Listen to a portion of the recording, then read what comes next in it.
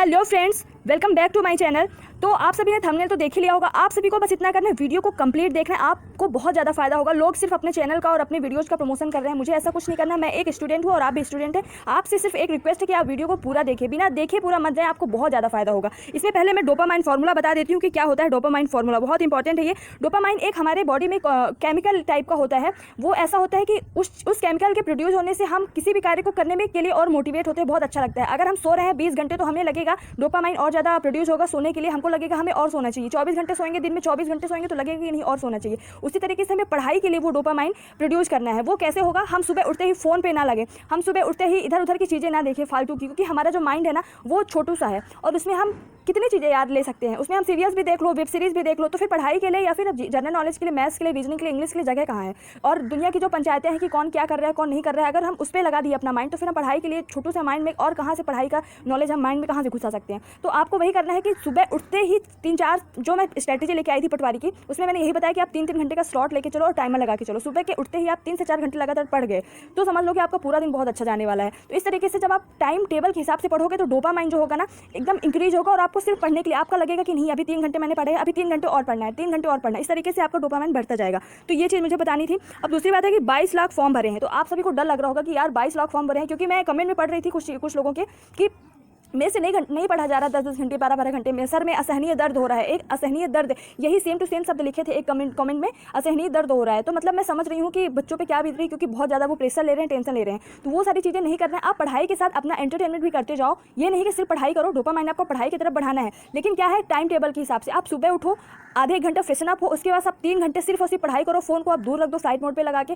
3 घंटे के बाद आपको क्या करना है, नाश्ता करो और थोड़ा सा आपको इधर उधर एंटरटेन करना है। अगर आप नाश्ता कर रहे हो तो नाश्ते टाइम पे आप कपिल शर्मा शो देख लो, बहुत ज़्यादा आपको मतलब ऐसा होगा कि रिलैक्स फील होगा। फिर उसके बाद आप फिर 3 घंटे के लिए पढ़ो। फिर उसके बाद थोड़ा सा आप लंच करो, लंच के टाइम पे फिर आप कुछ ऐसी कॉमेडी शो देख लो, फिर कुछ भी देख लो आधे घंटे के लिए। फिर आधे घंटे का आप झपकी ले लो, 1 घंटे की झपकी ले लो, फिर आप 3 घंटे पढ़ो। इस तरीके से अगर जब पढ़ोगे, आप एंटरटेन के साथ पढ़ाई करोगे तो आपका लेवल जो है ना, माइंड का लेवल अभी कभी आपका थकेगा नहीं। आप कोई भी चीज़ एक ही काम करोगे। आपको पिज्जा खाना बहुत पसंद है, लेकिन आप 2 महीने कंटिन्यू पिज्जा खा लोगे तो आप तीसरे महीने से बोलोगे ना बाबा ना, हमको सिंपल चावल दाल रोटी सब्जी चाहिए, पिज्जा नहीं खाना। तो आप कोई चीज़ अगर लगातार करोगे तो उससे आप ऊब जाओगे, बोर हो जाओगे। तो आपको इस तरीके से सारी चीज़ें बैलेंस करनी है। नेक्स्ट चीज़ है कि अब देखो आपको करना क्या है।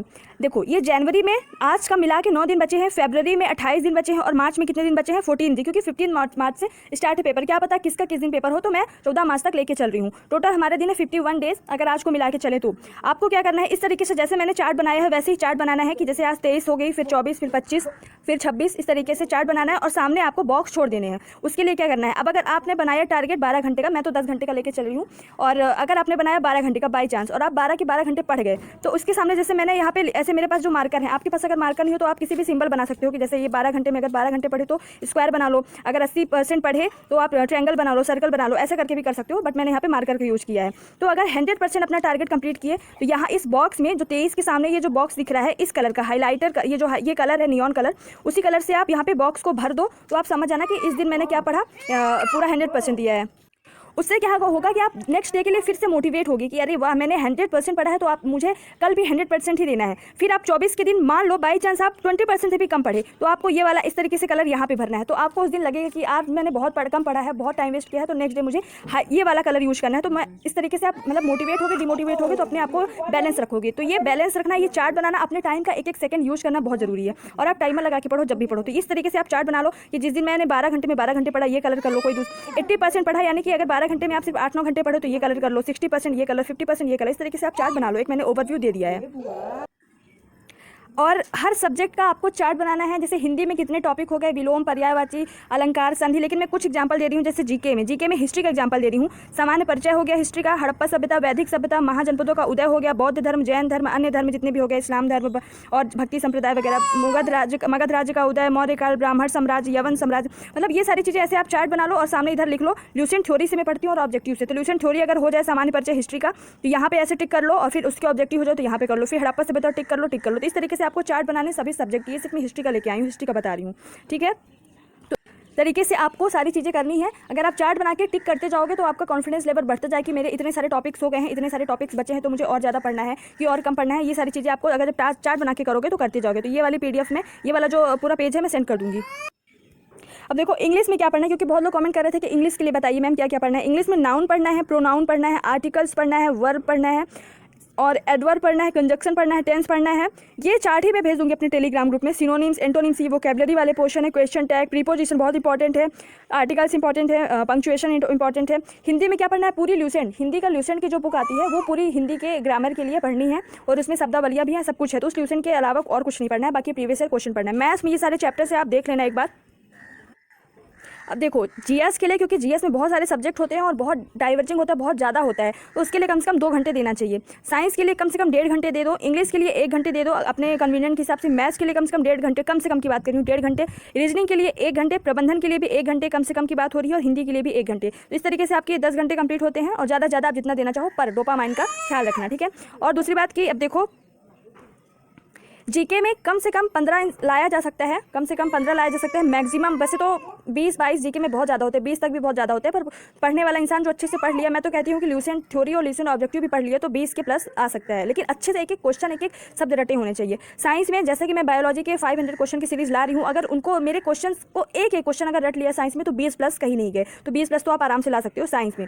इंग्लिश में भी 18 से 22 कर सकते हैं आप। मैथ्स में क्योंकि मैथ्स ऐसा होता है कि कुछ लोगों की बहुत अच्छी होती है, कुछ लोगों की अच्छी नहीं होती। मेरी जैसे मैथ्स अच्छी है पर इंटरेस्ट नहीं है, बट मुझे मैथ्स मजबूरन पढ़ना पड़ता है, तो वो अपने अपने इंटरेस्ट पे है। लाने वाले लोग तो मैथ्स में 24-25 भी लाते हैं। रीजनिंग में भी नॉर्मल इंसान ला सकता है 20 से 22 और ज़्यादा ज़्यादा 22 से 23। कंप्यूटर में 20 से 22, ज़्यादा ज़्यादा 22 से 23। प्रबंधन में थोड़ी दिक्कत होगी, 15 से 18 के बीच इंसान लाएगा तो अच्छा कहलाएगा नंबर, और बहुत ज़्यादा हुआ तो 18 से 19। हिंदी में भी ठीक ठाक लाया जा सकते हैं 20 से 21 या फिर 22 से 24। तो आपको मैक्सिमम मतलब कम से कम आपको 150 करने हैं और मैक्सिमम जितना कर सको 170, 180 तो भैया बहुत ही ज़्यादा हो जाएगा, पर 150 से नीचे तो सोचना ही नहीं है। अभी इतना ही टारगेट करके रखो, फिर पेपर भी डिपेंड करेगा कि क्या कट ऑफ जाता है क्या नहीं। कट ऑफ पे तो बात ही नहीं करनी है, वो तो फालतू लोग बात करते हैं जो अभी से कट ऑफ बता के बैठे होंगे कि ये जाएगा कट ऑफ। किसी को नहीं पता कट ऑफ किया जाने वाला है जब तक फाइनल कट ऑफ ना आ जाए, ठीक है। तो ऐसे करना है। तो इस तरीके से आपको पढ़ना है कि किस सब्जेक्ट को आपको ज़्यादा देना अपने इंटरेस्ट के हिसाब से या फिर अपने स्ट्रेंथ पॉइंट और वीकनेस पॉइंट। अगर आपका मैथ्स वीक है तो आपको मैथ्स में ज़्यादा दो, जीएस वीक है तो जीएस में ज़्यादा दो, ठीक है।